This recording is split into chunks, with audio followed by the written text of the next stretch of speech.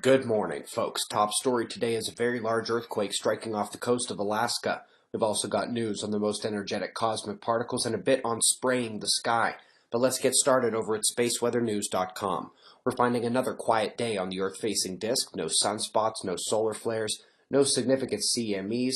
Possibly the first visibility of the northern coronal hole up there as well. But let's first check geospace, where solar wind is beginning to calm.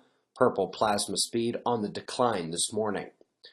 The eruption that we all saw yesterday here and on Soho has been fully analyzed by NASA, and the forecast for a 100% miss is confirmed. That blast is heading fully away from our planet. Looking at 211 angstroms reveals the open flux zones of coronal holes, and indeed up north, here comes the IMF already reaching enough into the Earth-facing portion to catch one's seismic attention. The lithosphere couldn't wait long. A large earthquake was initially and erroneously labeled over 8.0, but was subsequently downgraded to 7.9, which matches the raw data. Luckily, it was way out to sea, and the tsunami is only about 12 inches tall, heading for Hawaii, but may dissipate beforehand. Folks, this region is not on our alert map. But why?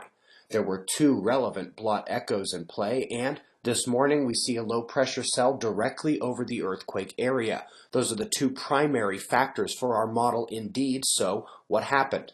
Human error. I did not give much weight to the blot events, and the low-pressure cell was not forecasted to sit right there for another day and a half. Two critical facts.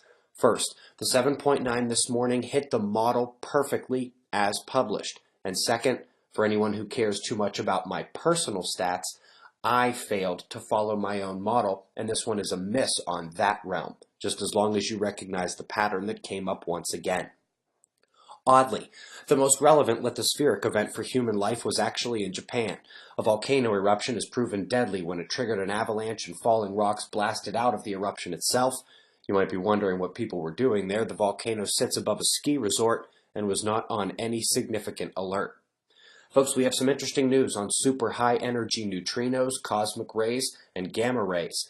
Turns out that to get that ultra high energy, they must have come from cosmic jets. Whether it's an active galactic nuclei like this or a smaller jet off a single star, these are what make the most powerful plays in the universe.